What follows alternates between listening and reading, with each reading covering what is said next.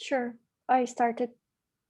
Okay, fantastic. So hi again, welcome to the Daily Ethical Design. And I'm saying Nata Kostenko with Ladies at UX Stockholm because we'll be co-creating this together. So who I am, I'm a service designer. I have my company Till the Scales, and over the summer I'll be moving to Sweden for work, for fun. Quick disclaimer, I am not a design ethics educational specialist. I don't have PhD in ethics and so on. I'm a practitioner. I'm design ethics enthusiast. And what we will be talking about today are some of my discoveries and some of the points that I would like to highlight for you. And also, I don't like cucumbers. I just think that's, just a private point. So doesn't have anything to do with the presentation though. So to start with, I'll ask you to go to Miro and in 1 or 2 words, tell me how you feel about ethical design. So in the chat, you will have this Miro link. And if you, at first, you will see this kind of bigger, just, navigate yourself to the bigger frame and then zoom in on this first part of the check-in. And just in 1, 2 words, to add a sticky note, you can either click here on the left, select a sticky note and add it, or you can click N on your keyboard. I really hope that you are from the laptop and not from mobile. And just for us to see kind of what you feel around ethical design, what it is, what's the overall sentiment around it. And let's just have a couple of minutes for that, for everyone to come in. If you don't really have any thoughts, it's okay. It's more about like feelings that you have, when you hear ethical design, or when you saw maybe this ad and you're like, okay, someone deleted the part.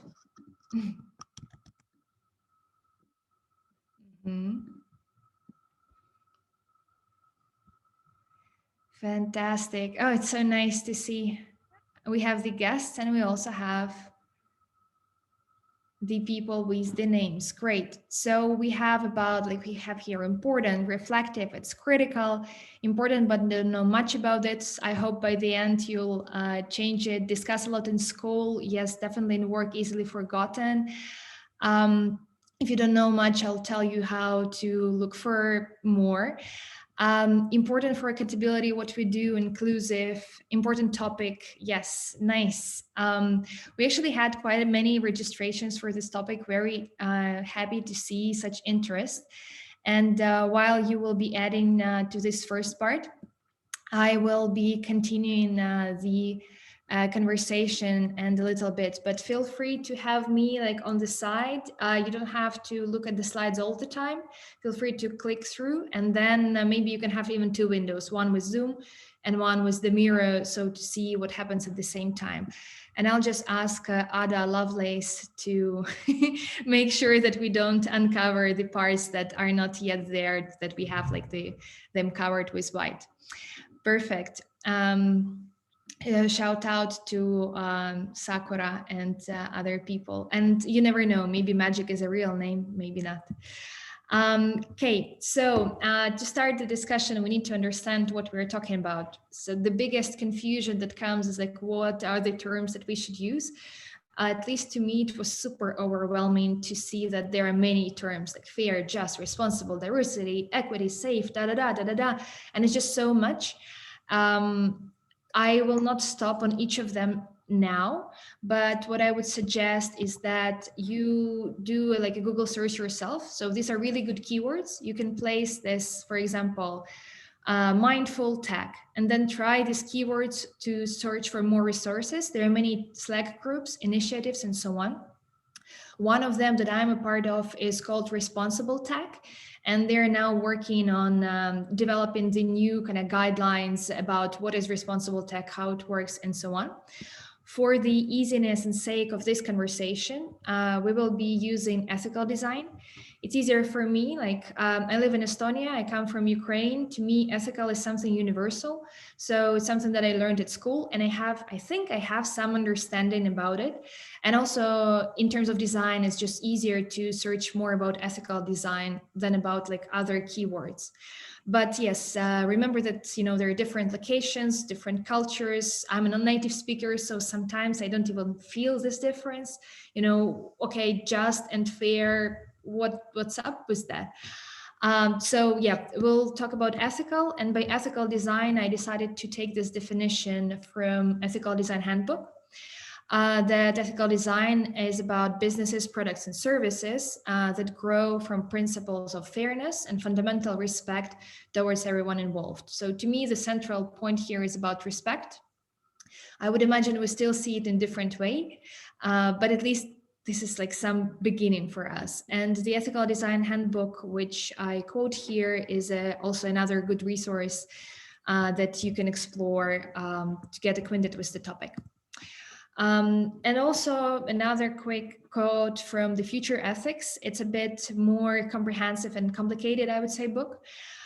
So Senate says that Manual for Ethics is oxymoron. So if you came here and you waited, I will give you, okay, follow these 3 checklists, or what we together will have 3 checklists, you'll be disappointed. And no one can answer ethical problems for us. There are so many contexts, there are so many situations. The main idea is that we start thinking, we think them for ourselves, and then we acknowledge that there is usually more than one answer. And even coming back like to this mirror, we have so many options here, right? And you're still adding, and because it is a journey indeed, and it is necessary. So let's embark on this journey together. So the plan for today: we will think solo and together. We'll use Miro, we use chat, we'll use voice. I would probably ask Sakura to help me with the chat. Maybe if there are questions that are super urgent, you can tell me, but questions in the chat, I suggest we ask at the end. And also we could do voice, if you feel so, at the end. Then we will examine real life situations. So actual things that happened to me within the past 3 months, couple of ethical situations, and also examples from the companies that are kind of closer to us. We will be mostly talking about tech industry, but it's pretty much applicable if you have any like interface or tech component in the business, it will be still applicable to you. And we will explore it with different lenses. And we'll make an attempt at having better conversations. So better conversations with peers, better conversations with business, because I noticed for myself is that sometimes I get to some understanding, but I don't really know how to communicate it and how even to start this talk. So we'll go into this as well. We budgeted 1.5 hours for this talk. So this will be pretty much it, including the questions. So get ready for the ride. Okay, so almost every ethics-related event starts with scary stories. We always hear, oh, Facebook's that, or Google this, or someone sold our data, or some developer that designed something and got into jail. So I suggest that we break this pattern and we start with some positive examples. I will be sharing the example of a ride-sharing company. They have an app. They're called Bolt, originally from Estonia. It's pretty much, if you know Uber, you understand what Bolt does. They're direct competitors. And I want to share 3 examples of how they took care of the 3 ethical domains in design. So to start with, autonomy, safety, and transparency, like how to take care of this when you're designing something. The first example of like adding good to design is about autonomy. So simple example, you give the user the ability to rate the driver, and user can rate less than 3 stars. It's not like, in the US, you are obliged to pay this much like tips, amount, but you kind of give an option. Another example around safety is this is the feature that Bolt introduced in South Africa. And they introduced another option for women only because they noticed that their users don't always feel safe. So they came up with, designed and placed into app an option so you can select women only option, and the ride fare is the same. So you don't pay more if you want to be safe as a user. Again, this is one of the examples of how like one feature can already be more ethical and make the overall approach of the app more ethical. And the last one, probably the simple one, is about transparency, simple and complicated at the same time. For example, they're placing most relevant FAQ at the top. So usually when people open this ride sharing apps, they're like, oh, wow, why does it cost this much? And then it's mostly like the question that pops up a lot. So what they did, this is the first question that they have straight away in their FAQ section, most requested, for convenience of the user and also for transparency. Like they say that rates are increased to encourage drivers to get on the road. And that's it. And you understand this and you can relate to this and you can feel it's a transparent approach. At the same time, there is this little but, because is the mission of the company ethical? Is their business model ethical? Is it ethical to take business away from the taxi drivers that have been there for a generation? How does Bolt perform in other domains? That remains a question and would require further thinking and exploration that we won't cover right now, but it's just something to keep in mind. Another example would be from the Basecamp. Maybe you've heard of them. They have developed this platform for company communication, and also they have created an email client called Hey. It's the alternative to Gmail or any other email providers for that. So it's your personal inbox or inbox, how they say it. You pay for it, but they don't track you. You have all the privacy. You can work with your whole team there and it's all encrypted and so on. And usually Basecamp and Hey are considered to be the company like that. They care about the privacy. They're ethical because they're self-funded. There's like no VC pressure for growth. They decide their own KPIs and they're usually known for open communication. Like they're doing a lot of blogging. But a couple of days ago, they published their policy, like a stand, that we as a company, we don't have to solve deep social problems. So they decided not to take any stand on Black Lives Matter, on LGBTQ communities, like nothing around that. If anything political happens, they decided not to have any political stance with their company. So this is the question, is it their responsibility to do this as a company, to share their opinion, or it's okay and they have all the rights to do this, not to get behind one movement or another. So this is the question, this is the consideration, this is how you perceive it, and then how you can flip it. And the last example of the companies comes from TransferWise or Wise. It's a financial service company. It's kind of like Revolut, if you've heard of it before, but an alternative. So again, recently what they did, they gave the shares of their company, of Wise company, to 2,000 of their most active customers. So usually the people who work for Wise are the shareholders, but also now they decided to give it to the customers and they give you an option. So if you want it, you can claim it, you can pay taxes and everything. If you don't want it, it's okay, like no pressure here. But I don't really have any but for this situation. But you can probably already think of something, because whatever good news we hear, we can always flip it. There is always something. And this is the whole point of ethics and of daily ethics, is that you question, you define what is good, what is bad, like definite good or bad, they don't exist because we are not in a vacuum and the conditions are changing and it's all fluid. And to get even closer to real life situations and play with lenses, I suggest you go with me on a journey to the actual situation that happened to me 3 months ago. So what was it? Imagine you get an invitation to speak at the conference and it's on the topic that you find really meaningful. Like you're knowledgeable about this, you have what to say about this, you'd be happy, you like other speakers who participate in this conference, you receive this message from a person you like that, hey, how are you? We're planning, awesome speakers. We would love to see you there. So this is the actual message I received. And I check it and everything is fantastic, and you go through all of this experience of preparation. And then one day before this event, you find out that the main sponsor of this conference is a gambling company, as in gambling company, casinos, and stakes and all of that. So the question would be, what do you do? Would you agree to speak on this conference and actually speak there? Or would you decide to say, okay, no, like it's against my ethical position?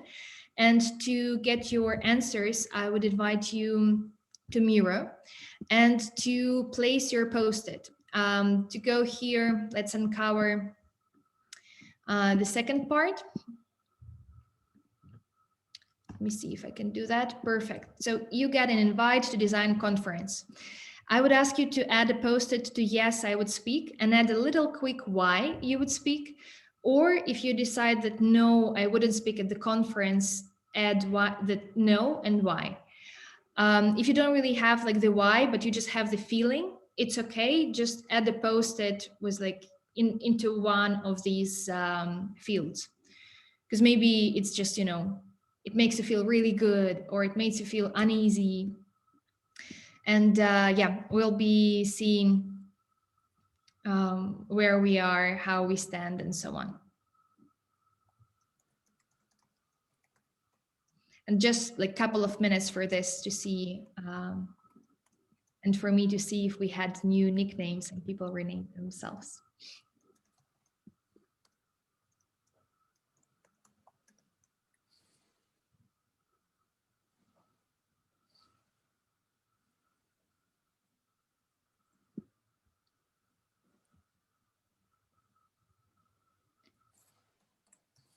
Okay, so we have the first answers. We have that, yes, thinking about spreading the message is more important than the case, than speak because found out on the previous day. Okay, then maybe the gambling company is fair and legal, for sure. This is the beauty of ethical dilemmas, that you don't really know everything about the company, right?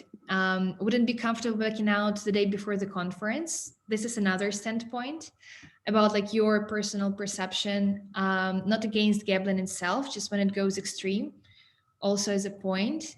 Let's see what we have in another stem. So we have with no, I don't want to support gambling companies, also valid. Let's see, would accept but feel a little bad because of the values against gambling. Fantastic. And the hope my talk would be more impactful than the fact that the sponsor is a gambling company. And if didn't, the value of the talk wouldn't come out at all. That's interesting. And yes, should have checked the sponsors myself in advance. Also valid point. Sometimes you can do this and check in advance. Sometimes you find yourself in a situation when it happens to you, like whatever situation happens to you, and you need to react to this in the moment. Okay, then we have another about remaining firm in the positions. And we have that I would never feel proud of talking at such a conference. Fantastic. If you have more suggestions, more opinions, please add them here to the boards. It would be super interesting to then recap and see where we are. So to me, there is no right or wrong, as we said, and usually you constantly flip between the lenses. So real quick, a little bit of ethical theory. It will be like the only part of theory here. There are three main schools of ethics. So the first one is virtue ethics. So I have these traits and I act in alignment with them.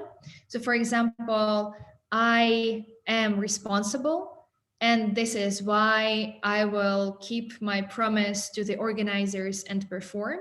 Or I care about people who get addicted against their wish, and because I care, I will not participate in this event. The second one is deontology. So I have these duties, or I follow these rules, so I act according to them. For us, it would mean I am a designer, and I am having this human-centered view, and then this or that. Or I act only according to the law. So since this gambling company exists, it doesn't break the law, so I'm fine with this and I will speak, or the other way. And the last one is consequentialism. So I analyze the outcome.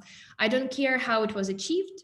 But if the outcome is better good, so for example, if at the end the impact of my talk is better than the impact of this gambling company, then I will speak. Or if it's the other way, I will talk, and if I understand that it will not change anything because the main visitors of this would not even perceive my talk, then this is what I do. Again, there is no definite answer, but these are the lenses through which you can think about events, about whatever reactions you're having. And you will notice if you start thinking why I did this or why I had this thought, that you're flipping between this in different situations. So it doesn't mean that, if you only believe in virtue ethics, you will do this all the time. Maybe sometimes you feel like, oh, I'm a granddaughter, so I have to finish this meal because my grandma will be very upset. So that's my duty as a granddaughter to finish the meal. And of course, the same goes for your work environment. So what I did, as you can see from this photo, I did participate in it. I didn't back up.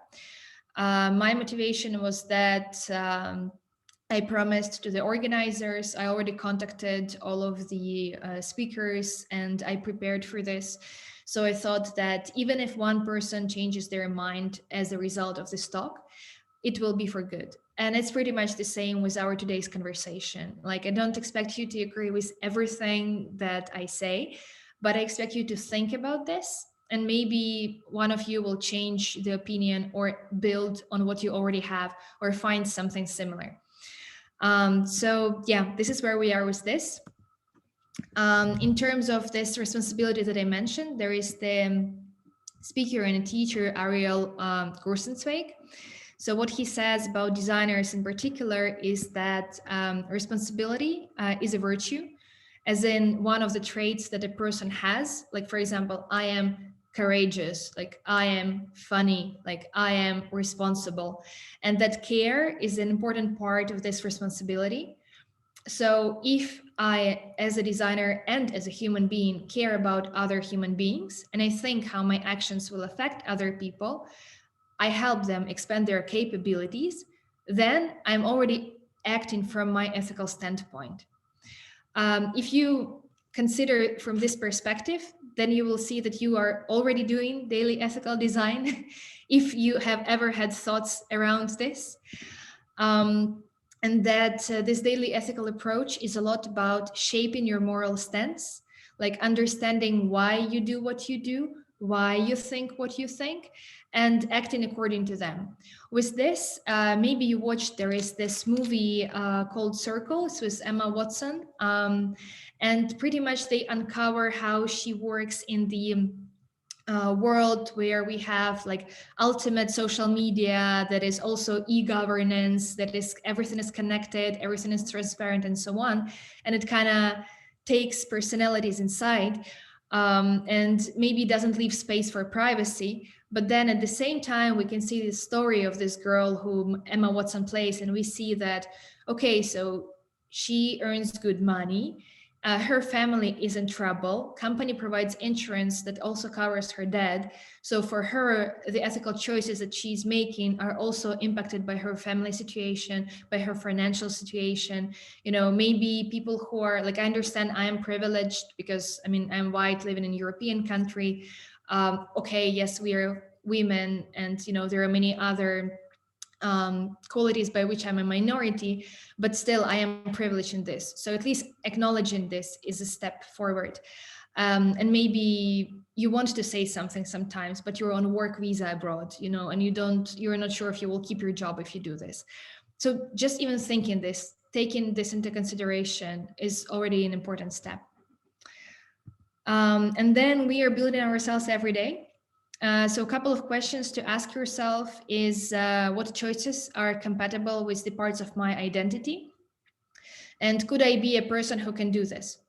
So if you're in a meeting and you see that someone, I don't know, the person suggests, oh, let's introduce this big timer that we will place on the page that will show the customers that they have like only 5 minutes to purchase and then it will disappear. You can pause and could I be a person who can do this? Am I a person who agrees to stand with this timer next to user and push them into doing something? If yes, okay. If no, okay. If no, why? If yes, why? If it depends, what does it depend on? So again, there is no definite answer, but these are some questions that you can ask yourself to kind of lead your thinking. I notice that questions like this are important because sometimes I'm, in my box and I just like bump into this and I can't move. So this is what usually helps. And then there is 3 steps to ethical design, at least the ones that I outlined for myself. And also they have to do with my integrity. So me as a professional plus me as a human being. Yes, I'm not my job, but at the same time, my values play in my job, my values play in my life. So I do believe there is integrity, there should be integrity in this. So step number 1, develop the capability to identify these issues, at least start noticing them. Like if you are already feeling uneasy, if you notice something, if you see that something is wrong, this is already good. This is the first step and it's important. Not everybody can see that. If you don't see yet, it's fine. It can be trained. The next one is start having conversations. So actually raise the questions that you start having. You don't have to like abuse anyone or be angry when you ask them. You can just like slip them here and there. What if? How do you think? How might we? And so on. This thing. The beauty of being a designer, or the beauty of being like user-centered lady, is that we can help frame the question. We can help frame the meeting. We can direct people's attention. We decide what research to highlight and so on. So remember, you have this power. You're not pixel pusher. Like, don't believe when people say that designers can't do anything. Probably they haven't really tried if they believe in that. And the last one, actually going like through this process, going through the process of asking questions, going through the process of changes. It's not easy. It's not fast. It doesn't always feel good. That's what I can tell you up front. But at the end, I do believe that it adds up and makes you like a better person, a better designer, and of course the ultimate goal, like better society, right? So another example, you're in a team. So imagine you have this team, some project that you're working on, and you're having team meetings. Not everybody can be present at this meeting, so you usually record these meetings. And it's usual practice at the beginning, the host would ask, is everybody okay with recording? Then you're recording, and that's it. You're uploading to whatever knowledge base you have, and people check it later. This time you had some Zoom glitch and the host didn't have the rights to record or something, just technical issues. So you were halfway through the meeting, and then the host is like, oh, now I have the capability to record. Host doesn't say anything, just hits record. And they hit record just when you were speaking. And in the middle of your sentence, you look like, oh, recording goes. So this is exactly what happened to me like this Monday. I was just sharing whatever I had to share, not super confidential information, but just suddenly I noticed, oh, we are now recording. So the question is, would you say something to the host? Would you say something to the team about pressing record? And if yes, then like why? And if no, then why? And I would invite you again to this mirror board and uncover the next part. So sudden recording during an average team meeting. Please add your post-its to the left if yes, I would say something about the recording and why, or no, like that's fine and that's not fine, but why? So pretty much, again, no right or wrong, just consider and let's check the answers that we have. And you can add more than one answer if you feel like.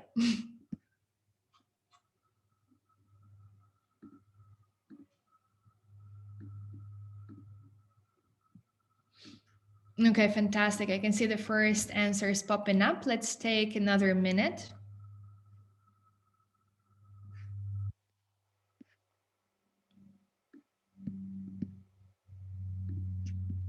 I can see that Mulan has also joined us. Fantastic. We have more characters. Okay, so while you're adding, I'll just read some of the answers that we are having. So let's start with no for a change this time.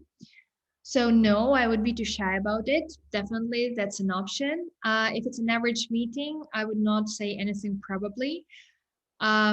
Then we have another too shy to say anything. Probably not, would feel uncomfortable. So then again, right, it's about registering with yourself. Okay, I don't feel comfortable. I would not do this. Then we have the option about would think it's better to say something. And there is a lot about feelings. Um, and the feelings, they impact our choices in both ways. They impact our choices to do something, they impact our choices not to do something. I do believe it's important to notice it, and I find it interesting that you notice what feelings you have around this. And then we have this camp of yes. So I would say something because this is an issue that is regulated by law, and recording is illegal without consent. Yes, if I felt comfortable in the meeting, like with people, or otherwise, I would say no. Then simply stating, this meeting is now being recorded so everybody knows. Yes, this what host could be, or if you say this, also state in the fact. We have the changes, how people interact or feel comfortable, so they need to know. And actually, in this conversation, we had some private things before that we shared more when we were not recorded. So that's also an interesting consideration. Unethical not to tell people, yes, because people have to know, and would say to the person the next time, right? This is also an option, like to maybe say privately, because I am not limiting you, like if you would say something, how, maybe you would say in the chat, maybe you would say in the recording, and so on. Maybe not interrupt the speech, but mention right after, and so on. And yes, standard company policy, so that the people know how to be conscious of what they're saying. Great. If you have more, please add them, and we'll check everything at the end again, and you'll have the access to this mirror board as well. So this is very interesting because here we can see again like different standpoints, right? Who am I? What is the context? What is the team like? Who is the person who is recording? Maybe in some situations you would say, maybe some situations you wouldn't say. What I did here, I decided to speak up. I said that actually it's not ethical. I literally said it's not ethical, like to record. I didn't say it's illegal. But I just stopped in the middle of the sentence and I voiced it up. It felt really weird because we are kind of close in this group, and I didn't really feel like they need this push from my side, but I did it anyway because I believe that little things, they add up, and when they add up, maybe then something else would happen. And also for all of us to remember that we need to keep ourselves accountable, and maybe in other meetings, to remember to ask for consent, remember to ask this recording permission. But then again, this is up to me, and I did feel weird, I did feel uncomfortable, and I'm not sure I would do the same maybe 1 year ago. I would probably not say anything, maybe write in the chat. So remember that also, like, you're developing, you're moving onward. Okay, so just to sum this up, whether you decide to say something or not to say something, it is important that you notice this intention. This mindful design, mindful tech, mindful living, how people say about this. Like, it's important you considered it for yourself, you caught your thought. This whole activity of being conscious about this, it is already relevant, it's already useful. And you build it from smaller steps. You build it from, noticing, then a little bit saying, then the questions, then the discussions, and then you move onward to bigger issues. You know how they always say, when you want to prove the value of design, like, start with small gains, what is the low hanging fruit and all of that. The lingo, the buzzwords that we use, pretty much is the same with ethics. And before you tackle the enormous fantastic issues, before you even start noticing them, there are these small things that might seem not important, but they actually are. And then we have this part about talking to like business. I say business because it can be marketing, it can be finance, it can be CEO, it can be founder, and also talking about peers, about ethics.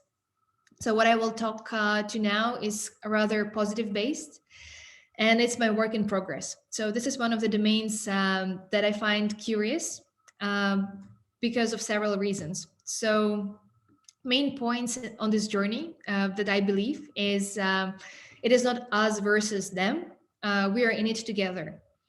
So when we say human-centered design, all of our stakeholders are also human, right? We need to remember this. We need to remember that we are also human and we are including ourselves into this. And these are sometimes the notions that slip in this overall image of day-to-day work. But I'd like to come back to this and, you know, just pause on this real quick. Okay. The next one, there are two rules. First rule, start talking about ethics to business and peers. Second rule, keep talking about ethics. I have heard designers talk of the designer from Grammarly. You probably know it's like this, the grammar check-in app. Actually, Ukrainian origin. Super proud of my roots. So what he said, he had at least 20 conversations by the time he delivered the talk to us publicly. So he started having internal presentations, sprinkling ethics questions here and there, forming his own standpoint, and he keeps talking. And I do believe that that's what we need to do. We need to keep talking. And the third one, and this is what I heard, this pushback from some of more mature designers that say, oh, we should start with ethics. Oh, you know, this is how we should begin. If we didn't include it at the beginning, there is no way we can go towards it again. Well, think about sustainability, think about Black Lives Matters. Like, we find ourselves in some situation, we finally somehow became conscious of it. What do we do now? Like, we sit back and we're like, huh, I can't change anything. We should have done it from the beginning. Or you can actually do something. And if the talk about money can fix something in ethics, if you talk about gains for the company, reputational gains, financial gains, if it can solve some ethical issues, I would go for it. And from the ethical lens of consequentialism, when you count for the outcome, like, this is what the consequentialist would do. So a couple of examples of how ethics can help the companies, just like a couple of case studies that maybe you will find interesting to discuss also in your teams. All of them are linked here, so we'll share this presentation so you could check out the longer explanation of what these are. So the first one is the example from Hypergiant Industries. The ethics model interviewed Will Griffin, and he shared the case. So the case was about their client, a Japanese conglomerate that operated in the US. So they are having this trains system and, you know, this like whole transportation system. And they wanted to implement predictive maintenance. So to understand when the trains can break, what kind of maintenance for these trains are needed, and so on. The idea is that you automate all of this, you save money, and you can also cut the staff. Like, he didn't say precisely directly in the article, cut the staff, but at least that's what I read in the lines. And as we all know, with this automation talks, the first thing that pops up is, but people can be laid off, you know, if their jobs are automated. The level deeper that this company digged into is that in many cases, people who work for this train company, like, they are minority and they are diverse suppliers. So they were the ones who helped build this infrastructure. And in the first place, this infrastructure was built because of the sponsorship of the US states. Because, okay, if you use minorities and diverse suppliers, then you can have money to build this infrastructure. So pretty much with ethical vetting, this company digged one level deeper.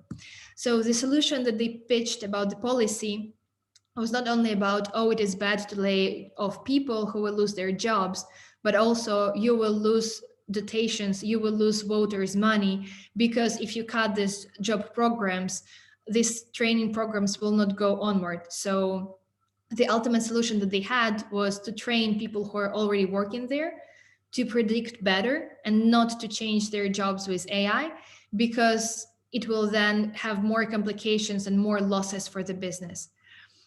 I suggest you read the whole interview, like to get a deeper perspective, because I really covered it like on surface levels, but just especially in terms of bigger companies, there is a lot of politics and a lot of legal, a lot of risks, a lot of compliance. It's not always, we always want to, oh, we're good, we'll have people, but sometimes it is about risks and compliance. So this is one of the cases. Another case, I could not mention dark patterns since, ladies at UX, this was my pet peeve. I loved exploring more in dark patterns. So dark patterns are usually it's either interface solution or some UX component that tricks the user into doing some action that they didn't intend to do. So this is the example that I'll be talking about, the dark pattern that is called sneak into basket. And specifically, the Purdue University made a big research on specific examples of dark patterns, and this is one of them. And I will be illustrating it with Paul Bogg's opinion. So in this, what you're seeing on the screen now is that example from Sports Direct. You're going to buy one thing, which is the panel jacket, and they sneak into basket the item that costs just £1 that you didn't intend to do, and you need to go to your bag to remove it. So without you knowing, they just added something more. Like it feels like, oh, it never happens. Oh, it doesn't, people do this anymore. But actually they do. And this is just one of the examples. There are many more. Like you can search for the whole like databases of these dark patterns. So sneak into basket. Talking on this example, of course, at first you're like, oh, it's not ethical to do this. But how do you communicate it to business? What if the business says, oh, it's just £1? It's, come on, they are okay with paying. Imagine if we sneak into basket with every purchase that people make, how much money will we make, right? It's £1 multiplied 100,000. So what Paul Bogg suggests is to change the view from I am a designer talking about dark patterns on this screen, on this interface, to more holistic view of the company. So the hidden costs that Paul Bogg describes, and I link here his blog, I also suggest to read his book, is that, okay, for UX team, the conversion rate can improve, or they will see the visible, input, yes, people click submit, but imagine then you have this buyer's remorse and the client receives the parcel and they're like, oh my God, I didn't order this, I don't need this. They call the support. The customer calls go up, maybe they write an email. Average cost for processing a support call is about €4. So, or £3.50. So if you just earned £1 and you lose this much with a customer support call, you're already losing. Multiply it 100,000 people, you're already in loss. Another point is about marketing. So this one person who is not happy can post something online, can write a comment, can tell their friends, how they have this stat, like if you're happy, you tell 2 people, if you're unhappy, you tell 7 people, this word of mouth already is spreading, you're losing your brand ambassadors. And you need to pay more money for marketing to acquire new people, right? Marketing costs increase because you need to mitigate some PR risks, maybe reputational risks, maybe acquiring new customers will cost more, and so on. And also, if people say, like, for example, I myself try not to buy anything that I don't need, so I would probably try to return it, and then the number of returns increase. And it means that you need more people to process these returns. You spend more money to process this return.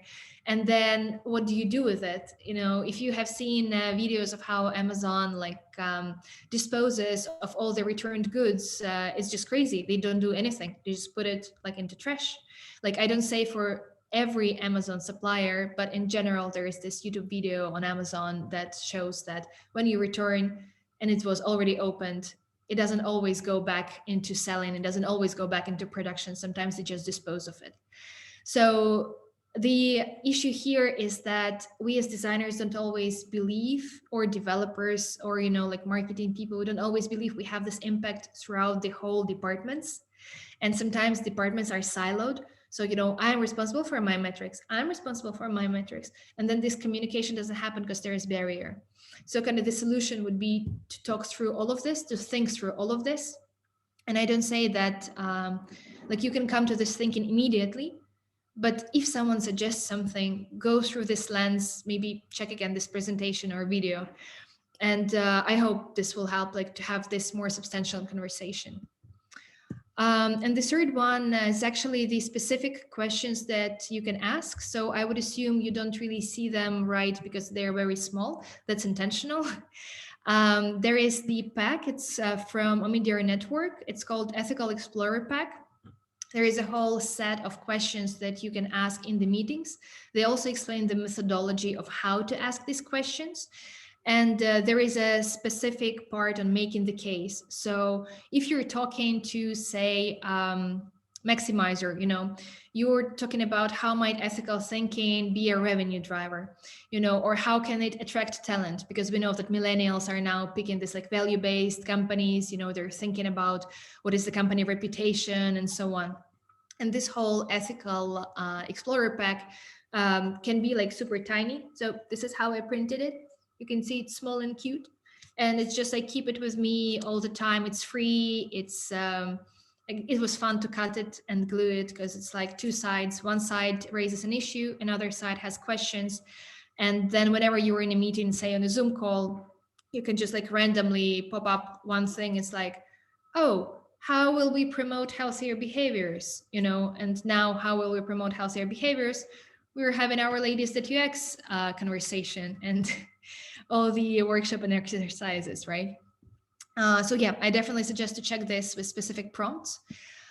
And then sometimes you will face like the push from people who would say, ooh, but this, ooh, but that. And the ethical explorer actually suggests these three questions of what people can ask, of what peers or business can ask.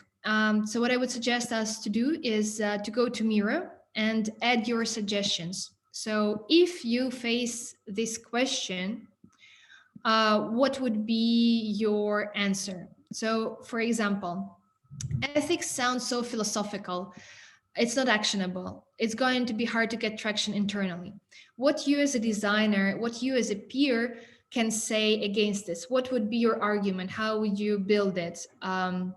What are your points about this? So I suggest we take some 5-7 minutes. There are two more questions. I will open all of them. Maybe they will help you like shape the conversation better. Like another question is, we need to move fast.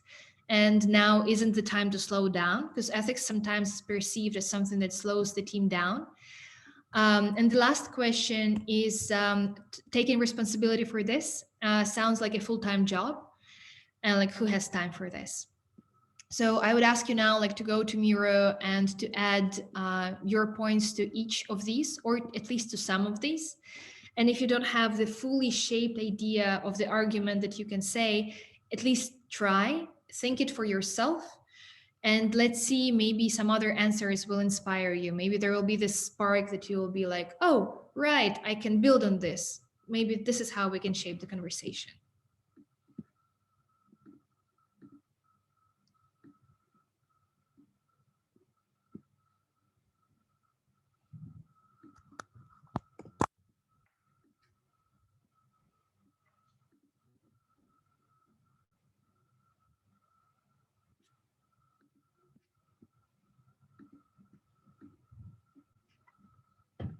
Okay, fantastic. We have the first answers popping up. You can start with any question. If you feel more comfortable with one of them, feel free. And again, there is no right or wrong. It's all about context. It depends. This is one of the questions I always, whenever I ask something on LinkedIn, there are these polls and I ask, oh, this, that, or it depends. And people always answer, it depends, because it depends.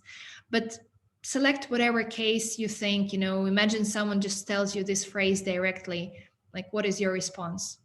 So let's take another 3 to 4 minutes on this and then see what the answers we have.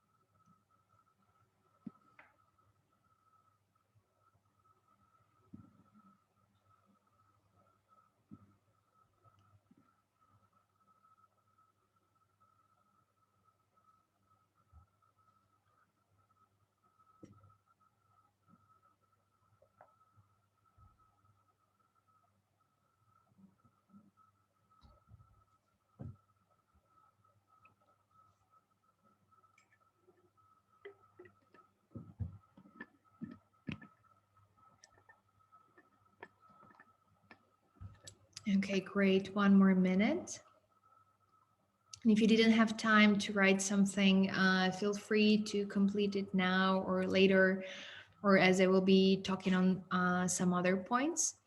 I'll just start voicing what we have on the first board.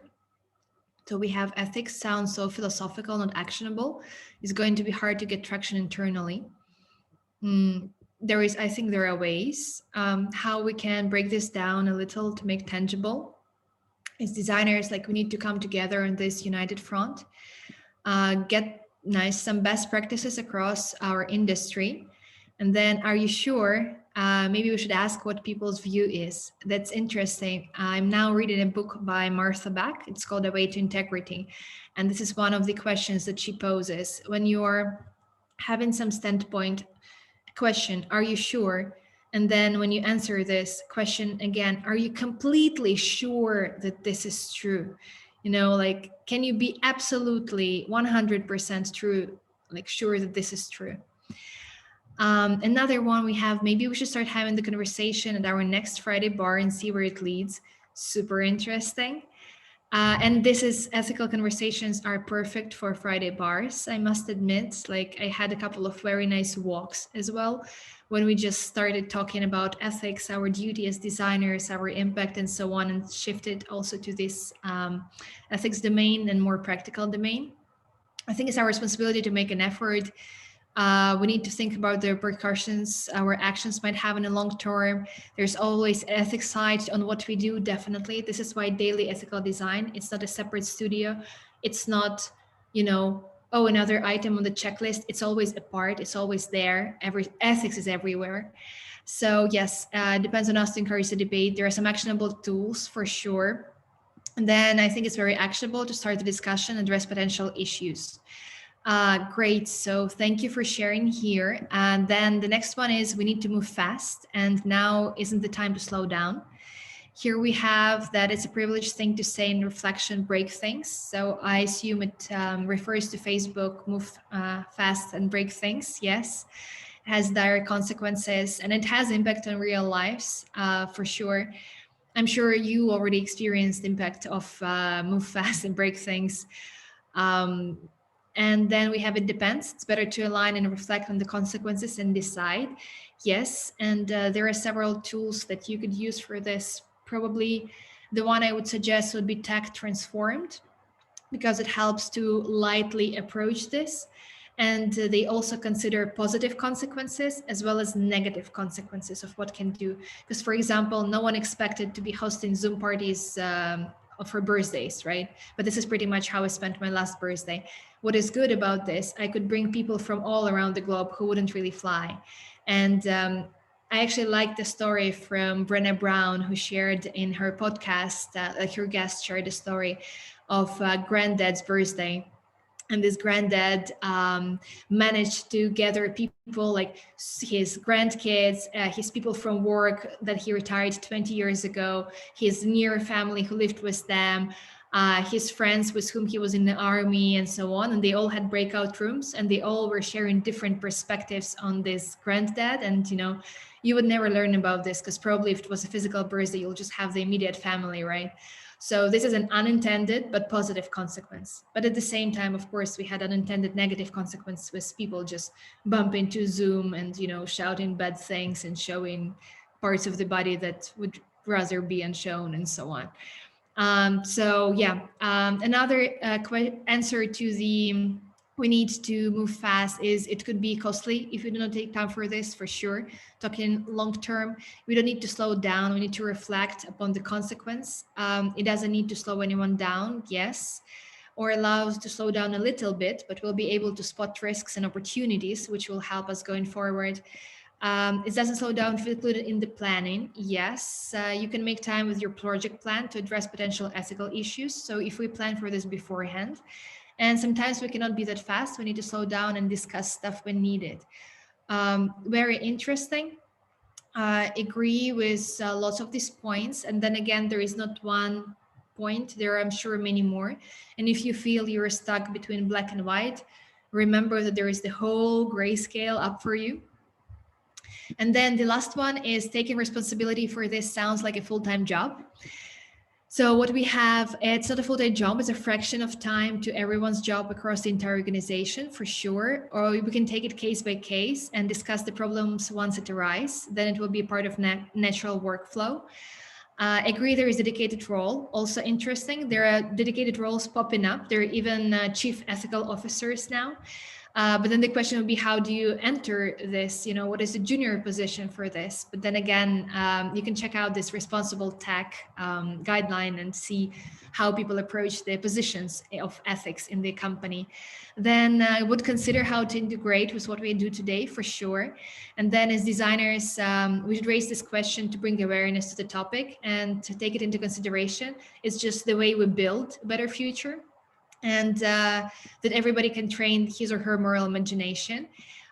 This is belief that, you know, the whole team can be a part of this, and it's also literally our job to take responsibility. We can see another shift, right? So we have this like virtue ethics, we have consequentialism and so on. Then it's more like a way to think than full-time job, that everybody should be there. Ethics is everybody's job, and it's interesting to have someone dedicated to ethics. So this is interesting. If you decide to have someone dedicated to ethics, from my personal experience, if it is you, try not to be the only one. Ethics is usually a common way. And if you are the one always shouting, oh, ethics, then you might or might not, but you might be perceived as this, you know, pain in the ass again, this, and people just like, you know, start blocking all of this white noise that comes. I faced it in one of my projects. I stopped doing that. What I'm trying to do is to kind of spark the conversation and facilitate it. And once I even asked another person to actually ask this question for me, not because I felt uncomfortable, but because I just felt, you know, this, to give this person some first question to ask, and then the conversation just happened. So yeah, that's where we're here. Thank you so much. And then we have the actual answers from the Ethical Explorer pack. So they answered their own questions. So the one about ethics is so philosophical. They say about starting small, about building habits. You know, you don't have all the answers, but you start with little steps. It's about empowering the teams. So pretty much this is the same sentiment that we are having. And it's also, they talk about this GDPR, right? The hard lesson learned with GDPR is better to future-proof ourselves now rather than then face it all together like, oh, wow. The same maybe you've heard in Europe, we're now having this AI regulations that are coming into play that will, of course, influence like worldwide tech. Would not go too deep into this, but something to consider. Then we need to move fast, and now isn't the right time to slow down. What they say that they compare the trade-offs with the technical debt. So with the technical debt is like the one where we know that in terms of development we need to do this and that, but we don't, so our code becomes not so clean and so on.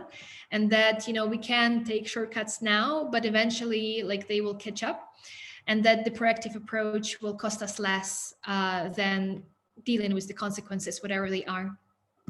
And the third doubt, that the answer about, you know, sounds like a full-time job, is that the same, like it shouldn't be on the shoulders of one person, and that there should be shared responsibility, and we should be together, maybe not even within a company, but also as an industry or as designers.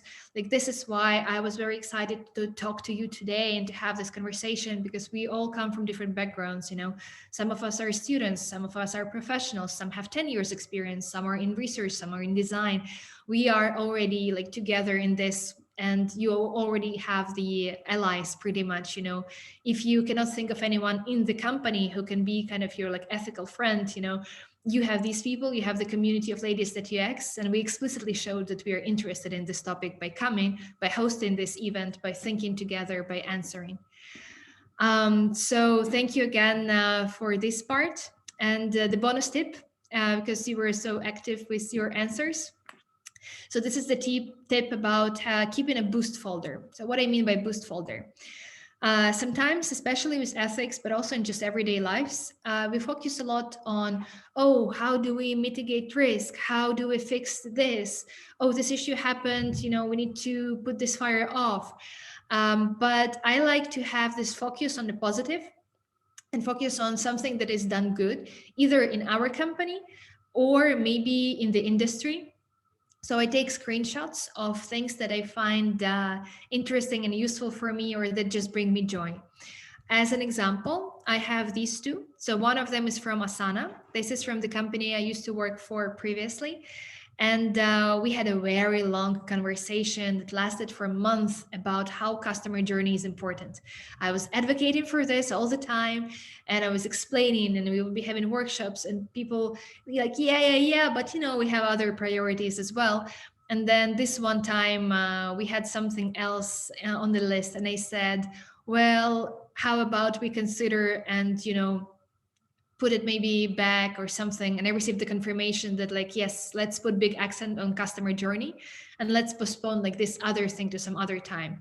So this was my achievement. This was my ethical achievement as well, because I believe customer journey helps you to better understand the user. So I put it in my boost folder.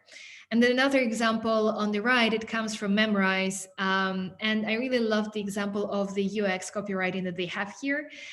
They start with the boring bit, but it's about your cash, so keep reading. Then they explain in simple terms how their subscription works. And then at the end, they have, you made it to the end. Congratulazioni, like whatever language that is, probably Italian. And then a bit with like hieroglyphs.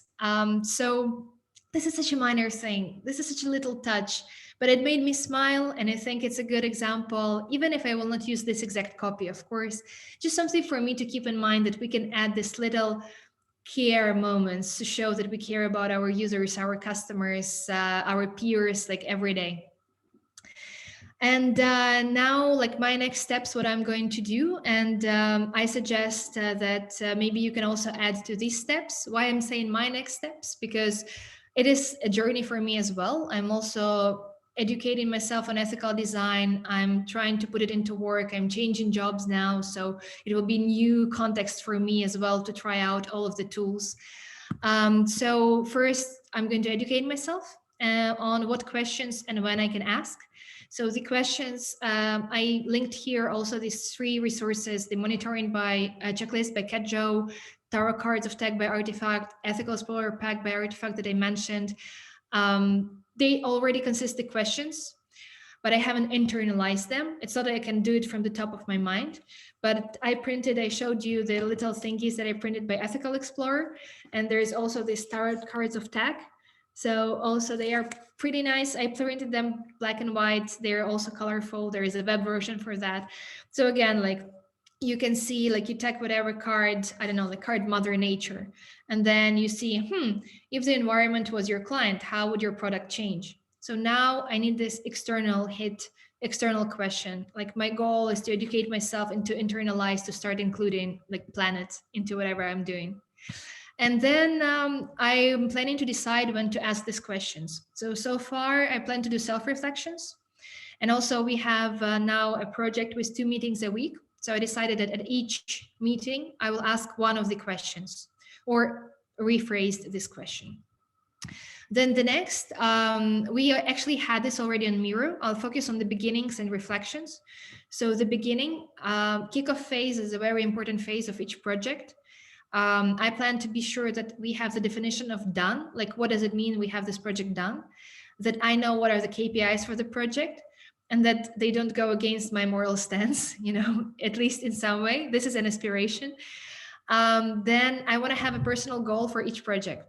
Not only, I want to complete it nicely for users, but as a designer, I want to improve, for example, my analytics skills or interview skills, or I want to be able to formulate my brief in 1 sentence by the end of this project. Something for me personally, what I will take of this, which will also help me shift the lenses, not only common good, but also my good, not only society, but also our team. And then I want to write a letter to my future self in the beginning of every project and say, it's kind of, how you write for New Year's, like this year I will, and then you open it on 31st of December. So I want to start doing this for my projects. And like by the end of the project, this is how I see it should go. And then at the end, I planned to conduct this like regular reflections throughout the project, but this letter to take it at the end and read it and see, reflect on what I wrote there, how my ideas changed, because this is the most important change you can have with what you were before and what you are now. Then I also linked here the normative design scheme. It's a more like if you're into ethical theory, like which you just covered lightly today, but if you kind of want to really dig deeper, I link it here, and it is a canvas. So just like any canvas you would have, like value proposition canvas, business model canvas, anything, and you just go through the questions and you answer them, and then you can analyze your ethical standpoint on one specific issue or project. Then I want to check what was my performance and role on the project to see like how active I was, what did I do, what I didn't do, and combine the knowledge with my cycle phase data. I don't know how about you, but I notice in some parts of the months I'm very sad and slow and not active. And sometimes, like today, I'm active, I'm full of energy, I'm like ethical arbiter, judge, and everything. And I just go. And I know that it is because of my period, it is because of my cycle, it's because of my hormones, as well as my ethical standpoint. So I try, like, keep myself as a human, as a woman, and myself as a professional, and be more gentle and kind to myself if I notice that I slip sometimes because I really just don't feel like speaking up today. So yeah, I suggest we do this pre-final exercise. What do you find relevant? What would you add? Just go to Miro, and we will uncover this board. So what I suggest we do, we put as a first step, mark what with emoji, what can be useful to you. So if you saw somewhere on this post-it something that intrigued you, you can write. You can click on this post-it and then select the emoji and add an emoji here, like whatever you feel like can be any emoji pretty much. And then, oops. And then if you have more ideas, maybe you got more ideas today, maybe you had them before. Also, I'll be happy. Like there is another about other ideas that we have, or if you have other ideas, on the resources, on kickoff phase, on the reflection phase, be super happy to read more on that if you could link. Also, feel free to visit this Miro board and this specific part of it after the event, because we will be linking here the resources that are here in the conversation, but also you will receive an email with all the resources as well. So just maybe like take a couple of minutes to add this.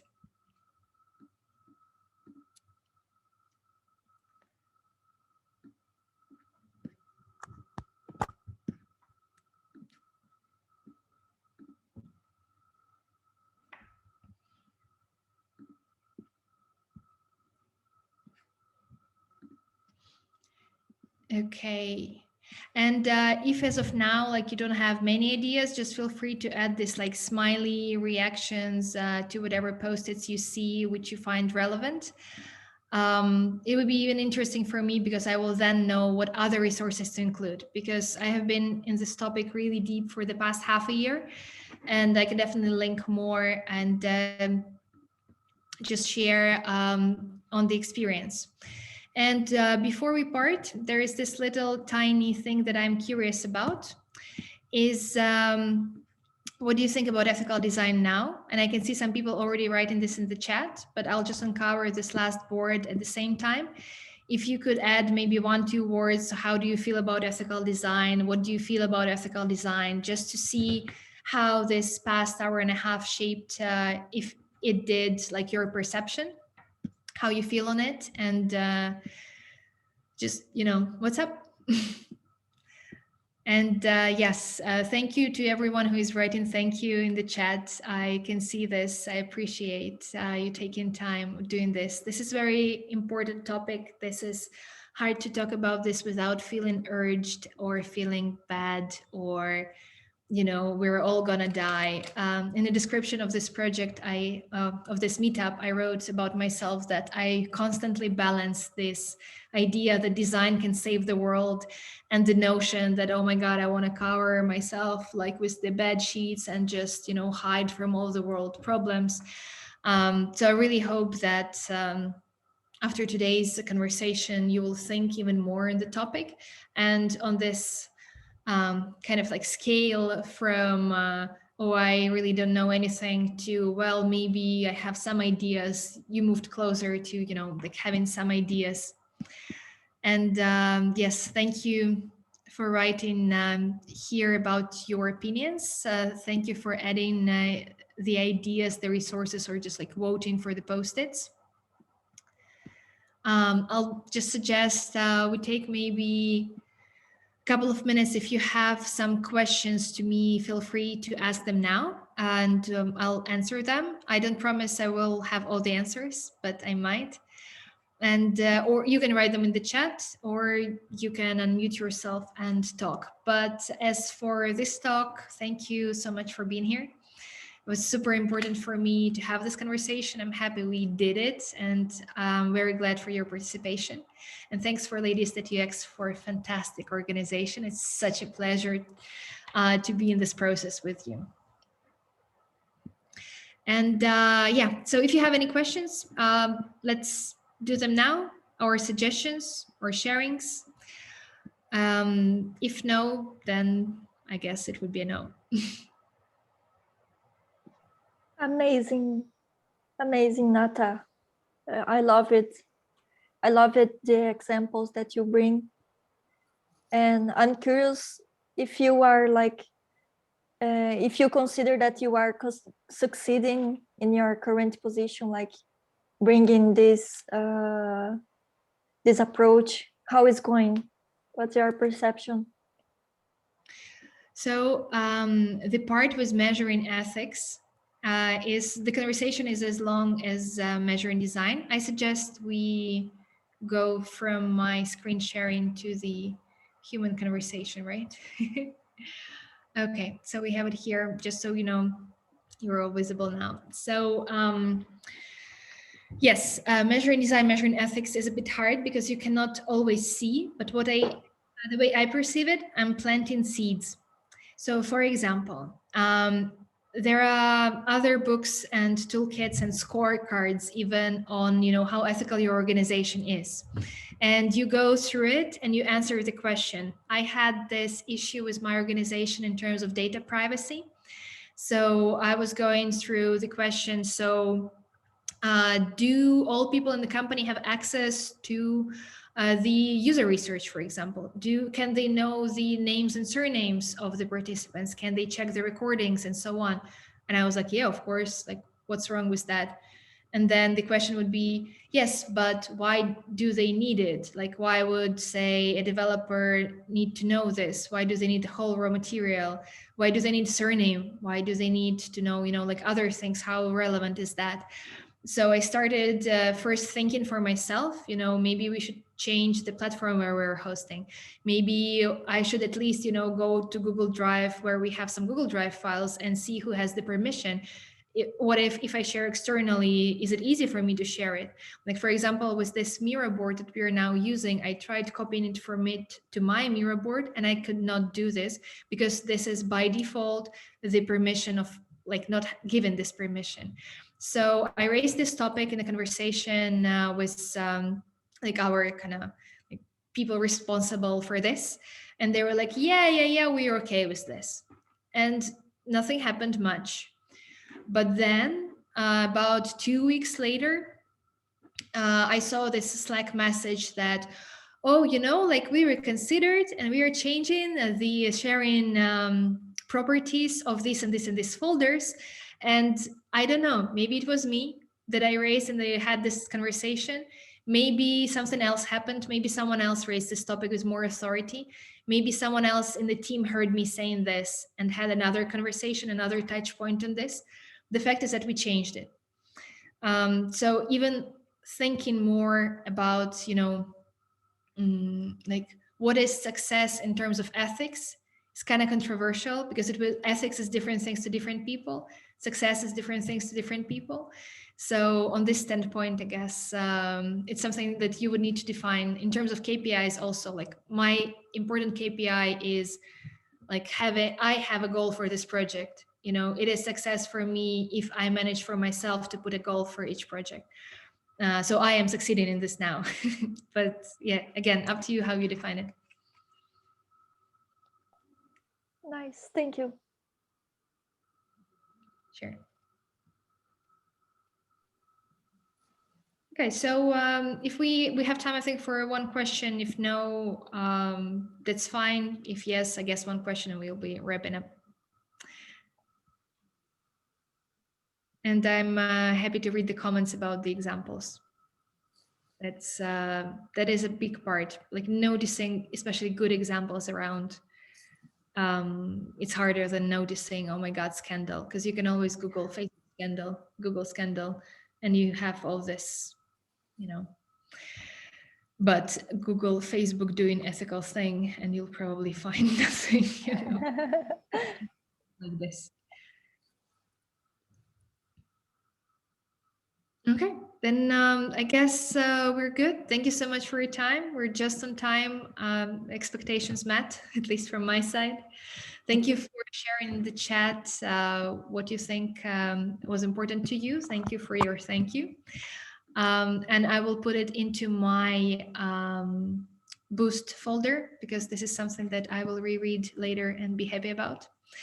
And about the company I'm joining in Stockholm, feel free to add me on LinkedIn. I will be announcing this in about 1 month once we have it all official. Not to curse it, you never know. The stuff and the moving and the documents. It's just crazy. Yeah, nice. Thank you, everybody. Thank you very much, Nata. Thank you, Nata. And thank you, everybody, for attending our meetup. Yeah. Okay. Ciao. Thank you. Bye. Bye. Bye. Bye.